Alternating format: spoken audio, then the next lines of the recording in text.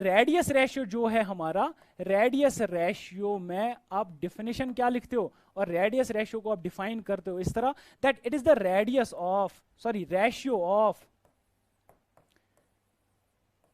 Radius of smaller ion to the radius of larger ion. Sir हमने तो definition कहीं book पे देखी है that it is always the ratio of R positive over R negative, मतलब it is the ratio of radius of cation to the radius of anion. लेकिन बेटा ये हमेशा सही नहीं होता, क्योंकि आपके कुछ आयोनिक क्रिस्टल्स ऐसे हैं, जैसे आपका CaF2 है, इसमें आपका रेडियस ऑफ एनायन जो है ये स्मॉलर है रेडियस ऑफ कैटायन से। बाकी मोस्टली हम क्या देखते हैं, रेडियस ऑफ कैटायन जो है स्मॉलर होता है रेडियस ऑफ एनायन से। क्लियर हो गई बात? तो आप मोस्टली क्या देखते हो, radius of cation is smaller than radius of anion, इसीलिए आपकी डेफिनेशन में दिखाया जाता है that ratio is the radius of cation to the radius of anion. समझ आ रही बात? तो लेकिन ये हमेशा ट्रू नहीं होता, इसीलिए हम अपनी डेफिनेशन को मॉडिफाई करके क्या लिखेंगे, that ratio of radius of smaller ion to the radius of larger ion. Clear हो गई बात? तो आप इसको इस तरह लिखेंगे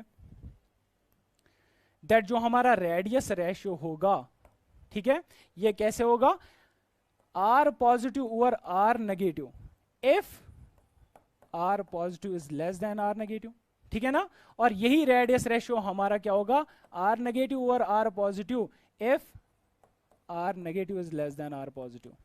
ये चीज क्लियर होगी। और इन जनरल आप क्या याद रखोगे, दैट रेडियस रेशियो जो आपका आर आर है, ये radius of smaller ion to the radius of larger ion है। ठीक है, ये बहुत इंपॉर्टेंट पॉइंट है जो आपको याद रखना है।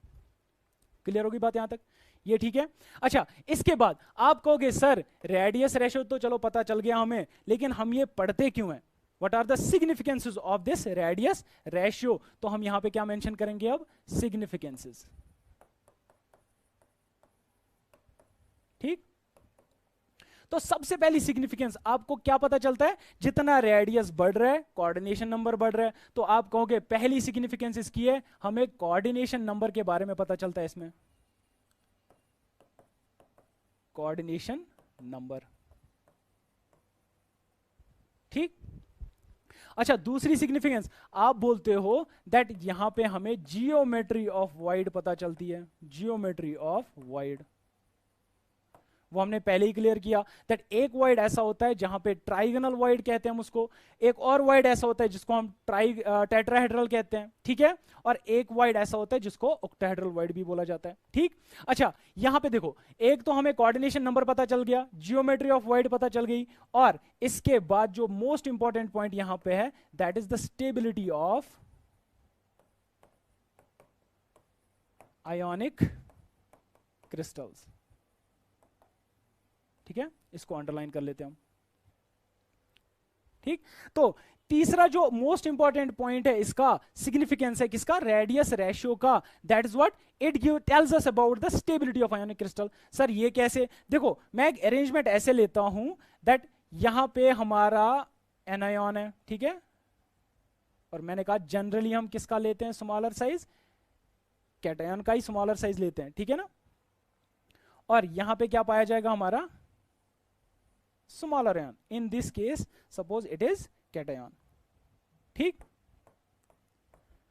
और ये ऐसा अरेंजमेंट मैंने लिया जहां पे ये आयन्स जो एनायंस हैं ये एक दूसरे को टच नहीं कर रहे हैं, लेकिन दे आर जस्ट टचिंग। मतलब अगर इस कैटायन का साइज थोड़ा सा भी अब छोटा हो गया तो ये आपस में टच करने लगेंगे, और आपका अरेंजमेंट कुछ इस तरह का बनेगा। ये अगर एनायंस हैं आपस में एक दूसरे को टच करें, हम ये भी कहते हैं कि ये कोलाइड करें एक दूसरे के साथ, और जो आपके कैटायन का साइज होगा वो क्या होगा, बहुत छोटा होगा।